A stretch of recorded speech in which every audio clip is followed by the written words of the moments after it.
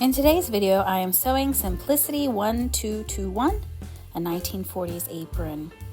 Spring has finally arrived, and with it the beautiful cherry blossom tree, and the cherry tree, and the plum tree.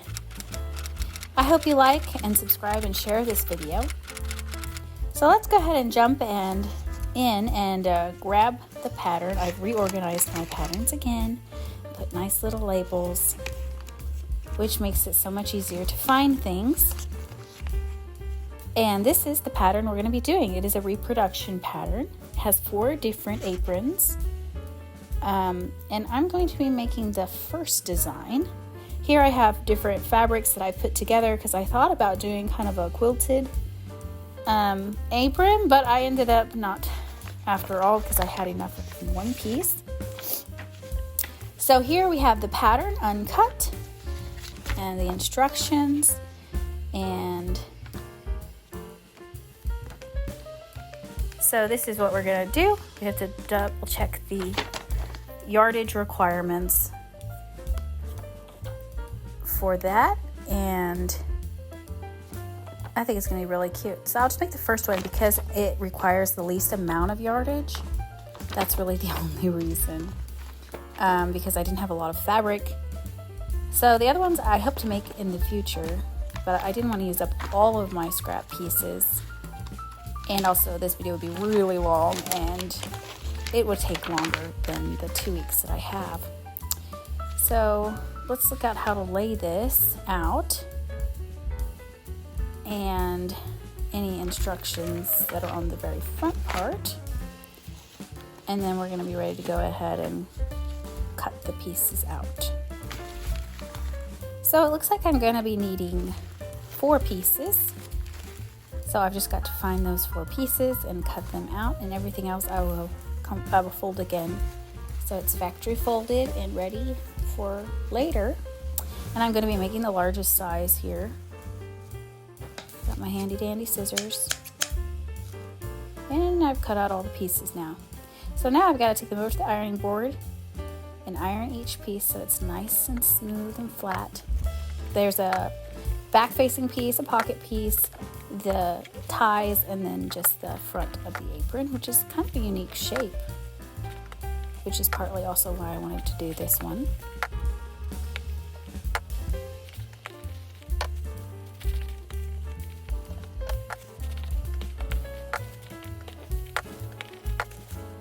So here I was going to, again, I was going to use maybe a different fabric for the pockets at least, but that didn't happen. I ended up just doing everything in this yellow pattern because I had enough of it, and keeping it more simple. So I laid it out. I did have to tweak the layout a bit, but it worked just fine.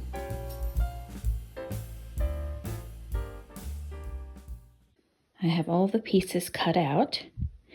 I had to flip the main pattern piece over and do it on the back side because it didn't fit my fabric quite right.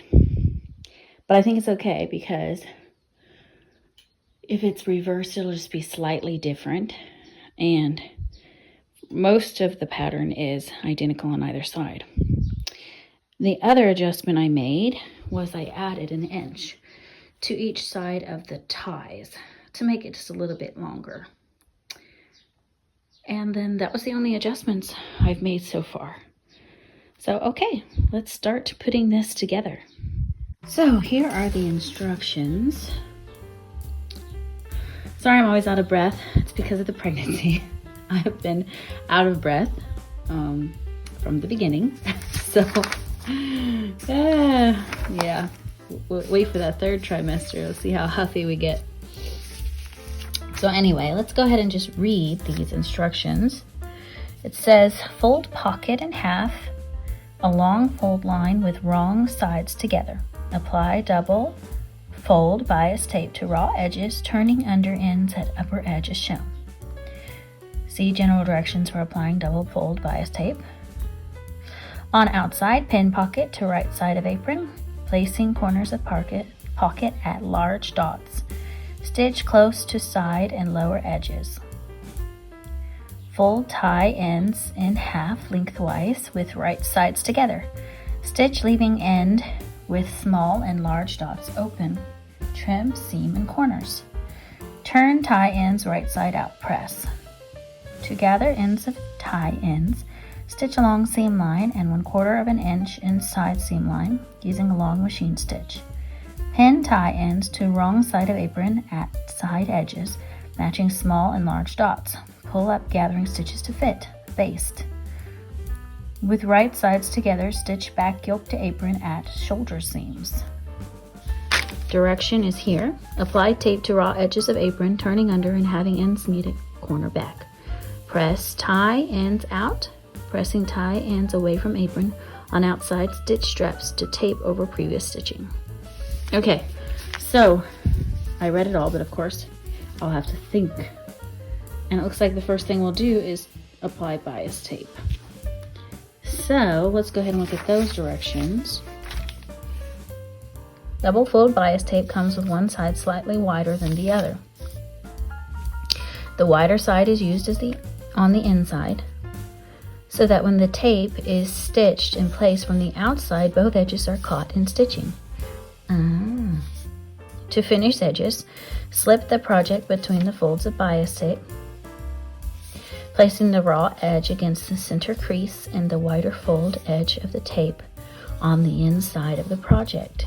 Stitch the tape in place from the outside, of course, because it might look funky on the inside. You never know.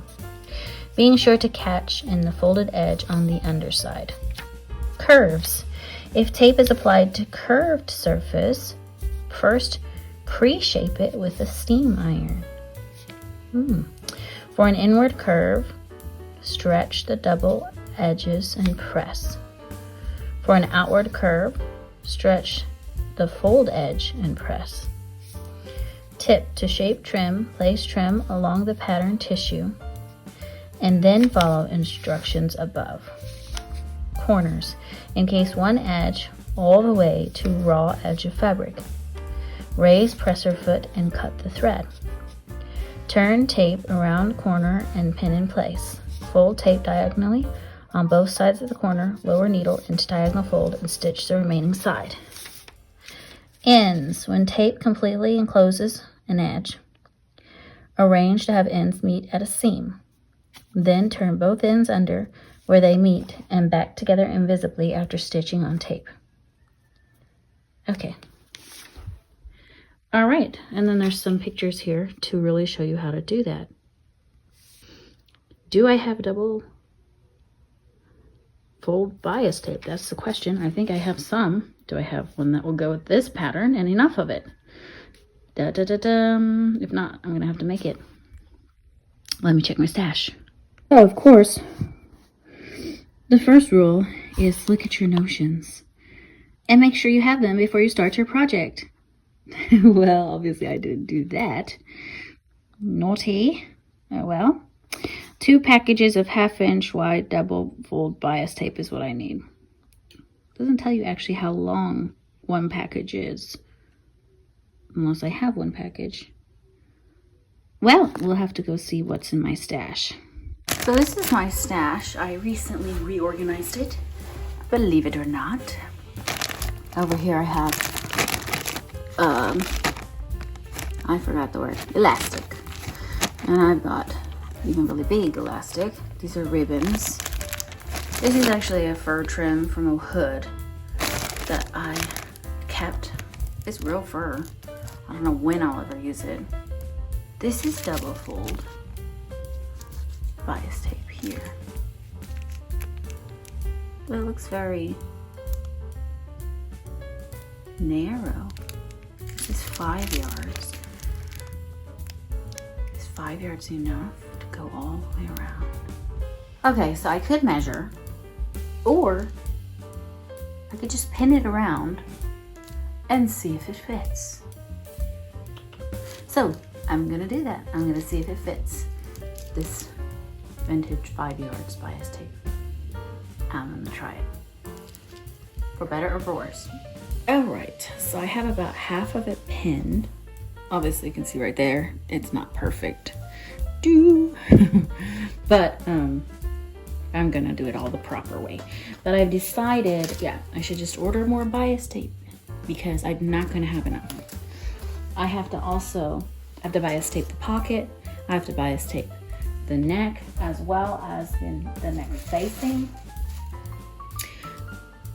or the back facing rather, because that's what's gonna loop around your shoulders here.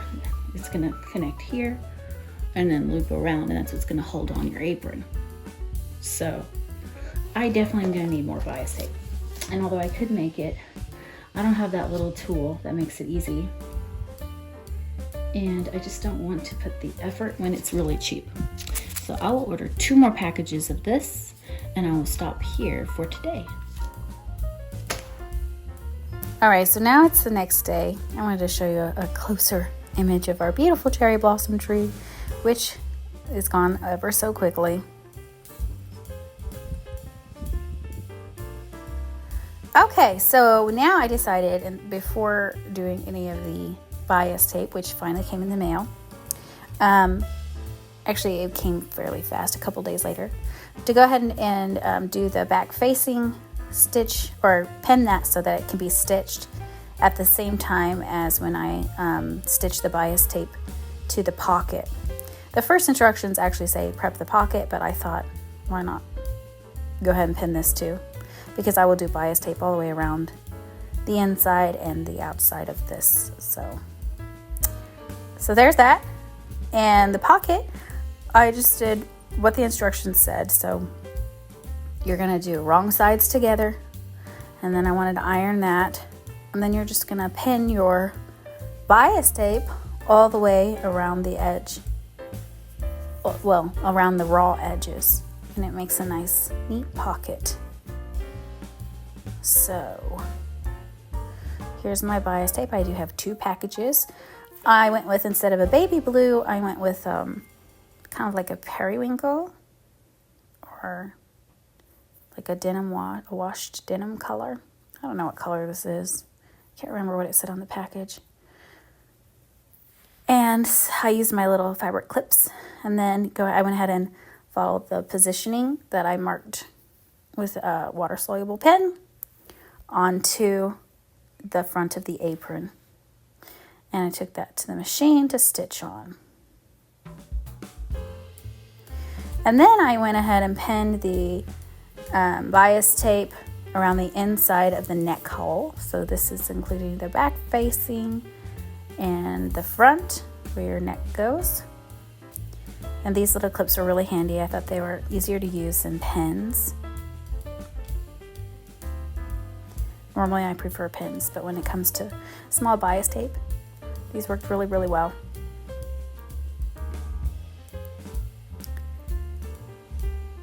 Okay, so here's what it looks like.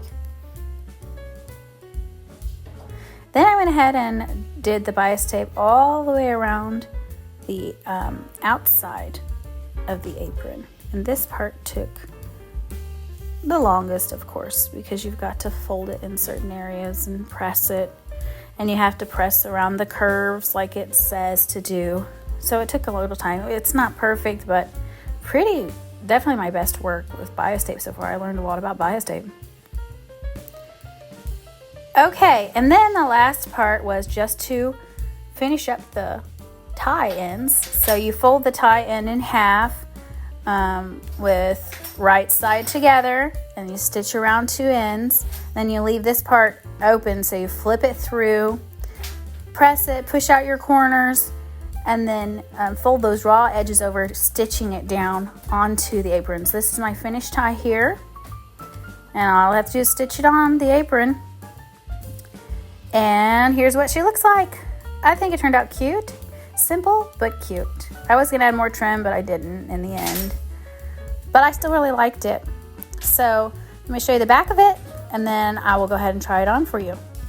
And this is what it looks like on me.